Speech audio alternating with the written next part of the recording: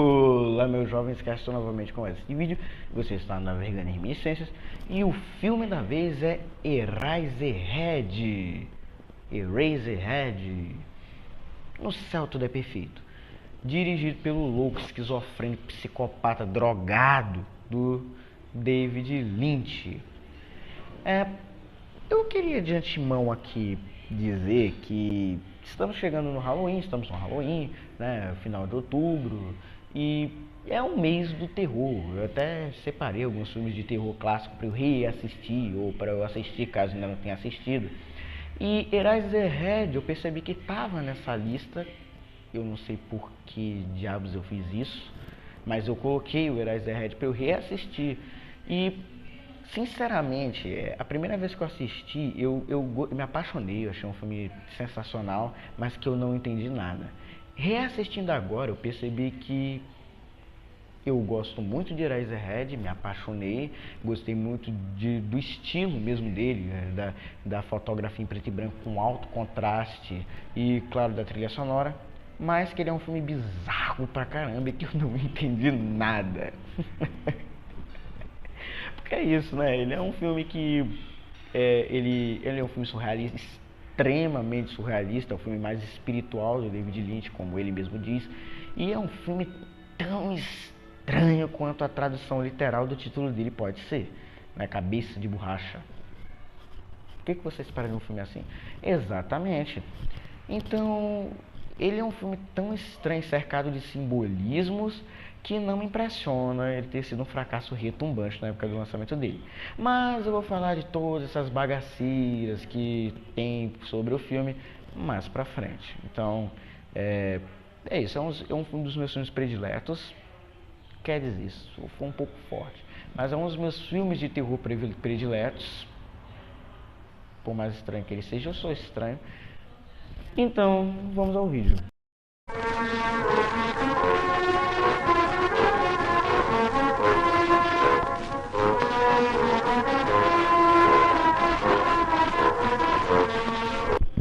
Pois bem, Eraserhead, gente, ele se passa numa espécie de futuro pós-apocalíptico, aparentemente, onde tudo no mundo foi industrializado, então é um lugar bem industrial, é isso aí mesmo, é um lugar bem cercado de indústrias e barulhos de fábricas. O som, aliás, é uma das peças fundamentais para o funcionamento do Eraserhead. E temos o Ren Spencer, interpretado pelo Jack Nance, um ator bem recorrente na filmografia do David Lynch. O Henry, ele tem uma espécie de namorada, ex-namorada dele, que eles brigaram, e ela chama ele para um jantar na casa dele.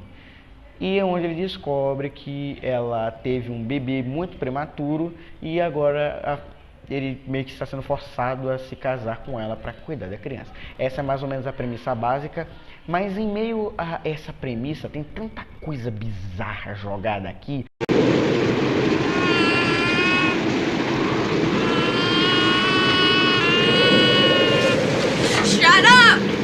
Então vai ter spoilers nessa review, então se você tem muita frescura com isso, você vai lá, assiste o filme, e depois volta aqui, mas se não quiser voltar também, não, tanto faz. Enfim, então, eu até me perdi no meu raciocínio. Eraserhead, ele é curioso a história dele, porque o David Lynch, ele meio que estava estudando pintura, então ele tem toda uma questão expressionista no filme por conta disso. Só que ele desistiu e foi aí que ele resolveu fazer o Eraserhead. Ele começou a fazer uns curtas experimentais e aí saiu a ideia de fazer o Eraserhead. Como do David Lynch. O roteiro do filme é muito inspirado por obras como A Metamorfose, do Franz Kafka, e algumas obras do Nicolau Gogol, como Almas Mortas. Mas também tem uma história muito peculiar que o David conta, que ele abriu a Bíblia uma vez, leu um versículo e disse: pô, meu filme se encaixa. Fechou a Bíblia e esqueceu em que lugar esse versículo estava situado. Enfim, então, em meio ao desejo de fazer o filme, ele descobriu que a namorada dele estava grávida. E aí isso desbancou no que o Eraserhead é hoje. Então, sim, gente, enquanto seu pai abandonou você para comprar cigarro, o David Lynch fez pior, projetou todas as inseguranças, os medos e os terrores dele num dos filmes mais perturbadores já feitos. Então, seu pai talvez não foi uma pessoa tão ruim quanto você acha que ele foi. E aí, o que ocorreu? O David, ele era estudante da American Instituto, me esqueci o nome do lugar. E o pessoal, o diretor lá, simpatizava com ele, eles simpatizavam, e eles financiaram o filme.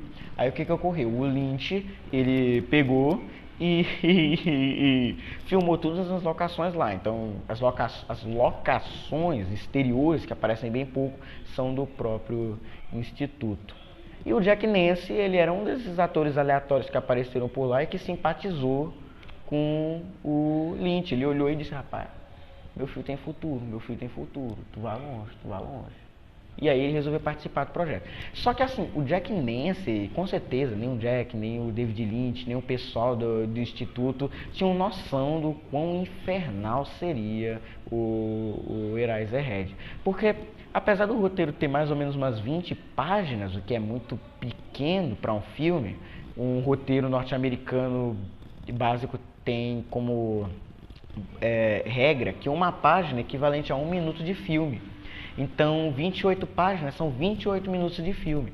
Aí, então, o pessoal não queria, 28 minutos, o que tu, né, a gente tá financiando. Então, David Lynch, para suprir o roteiro, colocou um bando de esquete surrealista estranha, e é isso, dane-se. Então, se você achar Eraserhead estranho, agradeça ao pessoal do instituto que o David Lynch estava cursando. Então, é isso. Parabéns para você. E assim, gente, Eraserhead eu vi uma vez no YouTube que assim, um cara escreveu assim: o LSD vem do DNA do David Lynch. E já começa por aqui, porque Eraserhead foi o primeiro filme dele. Então, o que acontece, gente? É bizarro, eu já queria falar aqui de um detalhe, é bizarro como esse futuro pós-apocalíptico, ele é meio que sujo e desolador, muito também por conta de onde o Lynch estava vivendo. Ele estava vivendo numa periferia, né? Então tudo tem a ver com Lynch. E é um lugar assim onde o som metaleiro das fábricas é agoniante. Imagina o pessoal assistindo isso no cinema em 1977. Tem um momento que ele pisa numa poça d'água e ao invés de você ouvir a poça d'água, você não escuta nada, e que é um pouco perturbador também. E assim, o clima de agonia do filme só vai crescendo no decorrer do tempo. De início nós somos apresentados esse lugar meio que industrial, e depois nós somos apresentados de novo esse barulhinho. E depois nós somos apresentados a família da Mary X, Mary X, eu vou chamar ela de Mary X. E é tudo muito estranho, é tudo muito estranho, não tem uma outra palavra.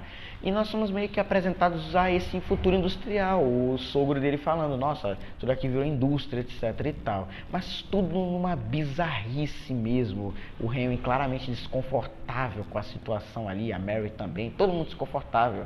Temos também a avó da Mary, que é estranha. E temos a cena do almoço também, que é de longe uma das cenas mais nojentas que o cinema já nos proporcionou em quesito de comida, né? Que na comida começa a se mexer. Estranho. E a sogra também do Remy é uma bichinha bem estranha também. Ela tenta pegar ele. É muito estranho, mas você. Você. É muito estranho, chega a dar uma agonia, essa sequência interminável, que vai descambar na gente descobrir que a Mary teve um bebê com 3 meses. E é estranho, né? Ter um bebê com 3 meses é tenso, mas é só para nos preparar que o bebê vai ter uma aparência monstruosa, que de fato tem. Assim, o bebê ele é uma peça bem marcante no filme, mas ele não aparece tanto assim. E o bebê é também uma das coisas bem interessantes desse filme, porque o Lynch ele nunca permitiu que revelassem qual a origem desse bebê, como que ele foi feito e etc e tal. Ele dizem que era um feto de alguma cabra ou de algum coelho, mas a gente verdadeiramente não sabe. Mas para um filme de baixo orçamento, é, é bem estranho, mas é muito difícil assim ter sido de um feto de algum animal que morreu, porque as filmagens de Eraserhead demoraram 5 anos por conta de questões de baixo orçamento. Então assim, de um abrir de uma porta, né, pode ter 1 ano, gente. Então vocês têm noção que só a cena do Henry abrindo uma porta e passando por ela pode ter 1 ano. E eu acho muito difícil esse bebê ter sido feito de matéria orgânica, né, de um feto, para um filme que demorou 5 anos. Então não, é um pouco difícil de acreditar. O David Lynch pode ter usado como referência, mas não foi, não. E não é só ele não, temos a mulher lá que parece um pão de queijo ali, né? O pão de queijo da morte, né? Que dizem que é uma representação da morte, né? Faz sentido, né? O pão de queijo da morte, que também é uma maquiagem que não é perfeita, mas demorou bastante tempo, foi o próprio David Lynch que fez. Temos também o cara lá que é denominado como Homem do Planeta, que também é uma maquiagem bem pesada. Então o filme ele tem umas maquiagens bem interessantes, particulares. E esse bebê, ele é o ponto de virada do filme, que é quando a Mary, que ele nasceu todo monstruoso, parece mais um dinossauro, o projeto do dinossauro, né, o bebê dinossauro da família dinossauro. E ele é meio que o ponto de virada, porque ele tem todo aquele simbolismo, né, da paternidade indesejada que o David Lynch estava passando. Mas eu não pretendo me adentrar nisso porque verdadeiramente não importa.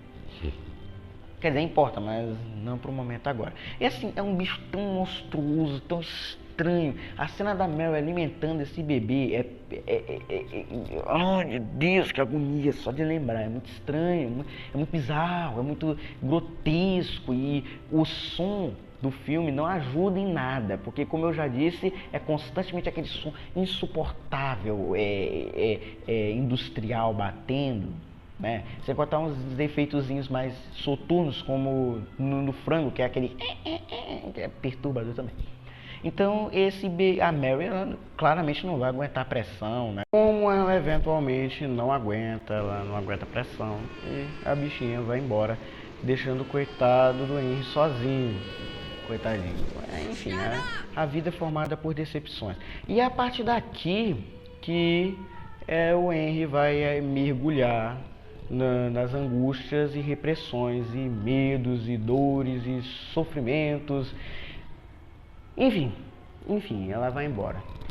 Aliás, tem até um momento que eu achei que ela tinha voltado, mas ela não voltou não, que é quando ele tem uma alucinação e ele tira um bando de bonequinho de dentro dela. São minhoquinhas, sabe? Lembra, acho que são espermatozoides com a carinha do bebezinho. Essas minhoquinhas acho que já aparecem também no filme, no momento em que nós temos uma alucinação que o Henry tem com um radiador. Eu não sei o que é um radiador que tem lá, que é uma mulher lá do pão de queijo, tem umas buchas aqui, e que ela começa a dançar e ela começa a pisar nesses, sei lá, espermatozoides defeituosos, né, esses espermatozoides com síndrome de Down. Ela começa a pisar e sai um líquido branco. Cara, se isso não for uma representação clara de, sei lá, espermatozoide, sexo, qualquer bagaceira dessa, eu não sei o que é. Então, assim, o Lynch, eu verdadeiramente eu não sei direito o que ele quis passar com essa moça do pão de queijo. Uns apontam como que ela é uma representação da morte, o que faz sentido.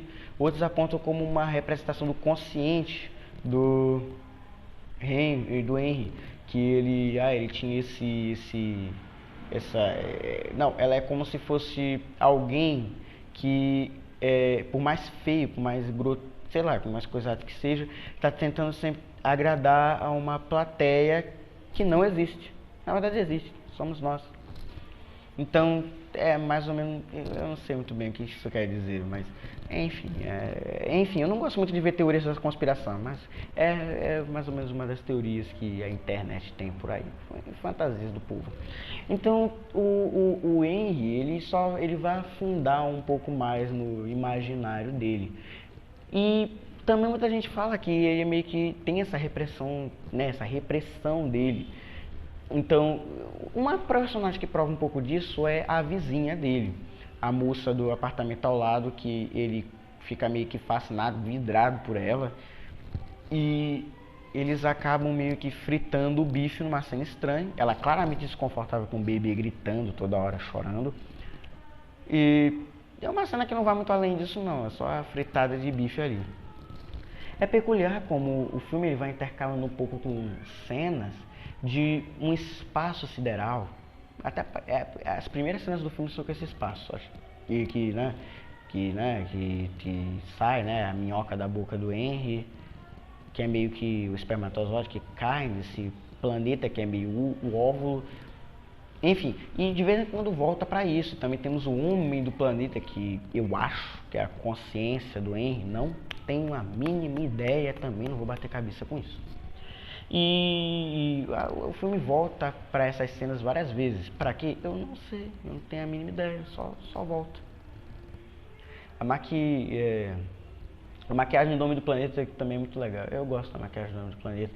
A Senhora do Pão de Queijo, mais uma vez, eu não sei muito bem o que é a Fofão. Eu não sei muito bem o que ela pode representar aqui dentro do filme. Então, assim, é aquilo que eu já falei. Foi um filme demorado demais para fazer. Foram 5 anos, gente. Então, ele deve ter sido muito complicado fazer maquiagem desse pessoal e demorar várias vezes, assim. Mas não foi nem a maquiagem o ponto difícil do filme. Não foi nem o bebê o ponto difícil do filme. Foi mesmo o som. O som, só para você ter uma ideia, esse trabalho de mixagem de som demorou 1 ano da produção do filme. 1 ano, só 1 ano foi só do som. Então o David Lynch ele pegou uma vez uma garrafa, ele colocou o microfone dentro e jogou ela dentro d'água só para fazer aquele efeito de... Tem muitos momentos assim no filme né? Tem muitos momentos assim. E o David Lynch ele vai usar cada momento que ele pode, esse som estranho, essa quebra de expectativa. A todo momento. Vocês não têm noção, a todo momento. O ápice sonoro do filme é no 3º ato, depois de 1 hora assim, que é quando o Henry cai totalmente nos delírios psicodélicos dele. Então nós vamos ter um momento que é muito legal também, que é quando ele entra no radiador, ele vê a mulher lá do radiador dançando, e aí que o David Lynch começa a testar o espectador para descobrir quem tem epilepsia ou não, que ele começa a jogar umas luzes brancas na nossa cara. E o som começa a ficar maluco, o som começa com uma musiquinha retrô, e aí vai ficando estranho demais, sai uma planta do nada, o Henry começa a ficar agoniado, começa a segurar num negócio roliço que lembra muito E aí a cabeça dele saca e cai no chão, começa a sair a cabeça do bebê, e aí em meio a isso começa a sair som de bebê gritando... É muito estranho, a cabeça dele cai na poça de sangue que saiu da planta, e a cabeça dele é sugada, cai do céu, na rua, é pega por um menino, que leva para uns homens que tiram a massa encefálica dele e fazem lápis, daí que sai o título do filme. Mas aí você pergunta, não, Thierry, tá ficando doido, isso não acontece não, isso é maluquice, sim, isso acontece no filme, isso tá no filme, é desse jeito mesmo, eu não tô falando, não é brincadeira não, é desse jeito mesmo, isso acontece no filme. Eu quero morrer. Dá vontade de chorar. Dá vontade de chorar, mano. Dá vontade de chorar porque é agoniante.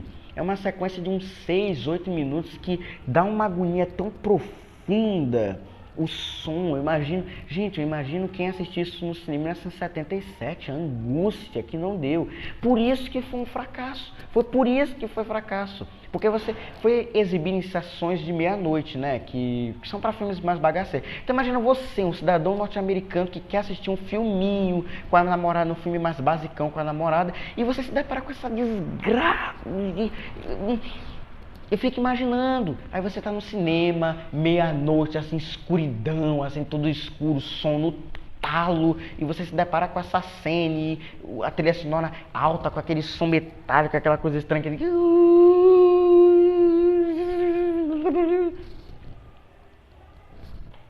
Perturbador. Dá uma agonia, é angustiante, é bizarro, é bizarro. Mas enfim, depois disso só fica pior, o negócio só fica pior, porque o Henry, ele tá cuidando do filho dele que tá doente, ficou doente do nada, sabe, o bebê só ficou doente, do nada. E e depois ele até vê a vizinha dele com o velho lá da lancha, e é isso que vai desencadear no, no clímax do filme. Quer dizer, esse já é o clímax, né? Mas é na infelicidade que resulta lá no filme. Mas assim, no frigir dos ovos mesmo, Eraserhead, ele é um filme até que tranquilo, até pelo menos os 50 minutos dele são relativamente tranquilos.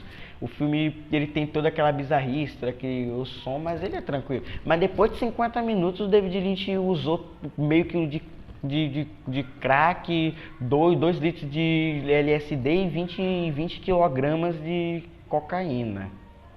Porque depois disso é só a ladeira abaixo, é só coisa estranha mesmo acontecendo. E a fotografia vai ficando ainda mais obscuro, o contraste vai ficando mais pesado, junto com a trilha sonora também, né? Tudo vai ficando mais pesado, mais fechado dentro do filme. E o que eu gosto também desse filme, o que também me chama muita atenção, claro, é a direção do David Lynch. Mesmo só tendo praticamente o Jack Nance ali, sozinho, se virando nos 30, pô, o cara passou 5 anos com aquele cabelo, coitadinho. Coitadinho do Jack Nance. Pô, coitado, 5 anos com aquele cabelo ali. O cara segura o filme sozinho. Então, o David Lynch, ele precisa saber muito conduzir o ator. Eu gosto muito das movimentações de câmera, dos ângulos, assim, mais pro final mesmo, que é quando ele começa a pirar na batata, tem uma cena muito boa que mostra o Henry com a cabeça do filho dele e a mulher olha. É uma cena muito simples, mas é muito boa. Na sequência, temos ele vai olhar na fechadura da porta, e aí a câmera subjetiva, né? Não é nem subjetiva, a câmera na razão dele, né? Olhando e a porta fechando. É um plano simples, mas mostra como que o David Lynch, ele tinha, né? Ele já apresentava muitas características bem interessantes. É um filme que eu gosto muito disso. Ele aproveita a desculpa dele ser um filme surrealista doidão para fazer o que ele quisesse. Eu acho muito legal. Mas assim, não é de se impressionar que foi um fracasso retumbante. Eraserhead, na verdade, ele só veio a ganhar todo o reconhecimento dele mesmo depois que o Lynch lançou filmes como Homem-Elefante, que recebeu indicação ao Oscar, né? Veludo Azul, Twin Peaks, né? A Estrada Perdida. Filmes que até hoje ninguém entendeu, filmes que ninguém compreendeu o que ele queria fazer, até hoje ninguém entendeu direito, mas que são filmes aclamados e que eu também gosto. Mas Eraserhead, ele é um filme mais surrealista, mais estranho, mais perturbador mesmo. Então, o que leva muita gente a declarar ele hoje em dia como uma obra-prima do cinema underground, uma obra-prima dos filmes de terror mais de baixo orçamento, o que eu concordo plenamente. É uma obra-prima mesmo, e que com certeza influenciou filmes como Alien e O Oitavo Passageiro, porque é sério, o clima de claustrofobia dos dois filmes é um pouco parecido. Embora o nosso querido Henry Jr., né, desse filme coloca assim no chinelo Alien e o bebê de Rosemary. O bebê de Rosemary tem inveja. O bebê de Rosemary, eu acho que quando olhou pro Henry Jr. disse: pô, eu sou feio, mas tu me supera. Que é algo absurdo. É algo bem absurdo. Claro que assim, na sequência, quando ele vê a menina com o velho da lancha e o filho dele rindo da situação, ele fica injuriado. E mais uma vez aqui mostra um momento assim lendário, porque a luz, ele desliga a luz, né? Fica tudo mais escuro, né? Ele vai lá, mata o filho dele, né? Mete uma coisa ali, aí sai uns negócios estranhos do filho dele, sai, né? É assim, vocês têm que assistir porque é uma coisa muito estranha. São uns 10 minutos bem aflitivos, agoniantes, que assim, quem assistiu no cinema em 77... sensacional, eu fico imaginando, sofreu. Então, é uma razão pela qual esse filme deve ter sido um fracasso, né? Imagina, né? Que perturbador foi. Então, assim, foi isso, né? Então, tem teorias que falam que, nossa, que ela era a pão de queijo da morte que abraçou ele no final, ele com aquele rosto de alívio, né? Aliviado porque se livrou daquela angústia, né? Era uma resposta da morte, e que ele se matou depois que matou o próprio filho com angústia, né? Etc e tal. Mas, enfim, teorias da conspiração que, sinceramente, enfim, eu não gosto de ficar me matando por causa de teoria de filme que o próprio cara não se deu o trabalho de explicar. Eu vou assistindo e eu vou entendendo. Eu aconselho você a fazer isso também. Então, assim, pra mim, uma obra-prima mesmo do cinema underground, cinema de baixo orçamento, uma obra-prima mesmo.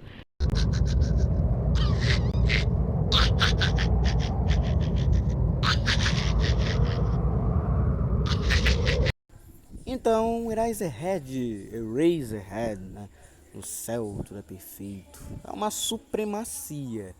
Eu amo esse filme. Acho que para um filme de baixíssimo orçamento, o David Lynch pegou toda a inspiração do mundo que ele poderia ter e imprimiu nesse filme. Então, é uma obra de arte. Claro, não é para todo mundo, não acho que é um filme que vai agradar muita gente, porque por mais que ele seja, na minha visão, um excelente filme, ele de fato ele tem muitos elementos, muitas questões que não vai agradar a todos. Ele não dá resposta para tudo. Muitas coisas ficam abertas e nem encaixam dentro do roteiro. Então, tem muitas coisas que ficam soltas para nós tentarmos ligar. Então, não é todo mundo que vai gostar de um filme assim. Então, é isso, né? É uma supremacia. Muito obrigado pela sua audiência, paciência e compreensão. E até a próxima, se Deus quiser.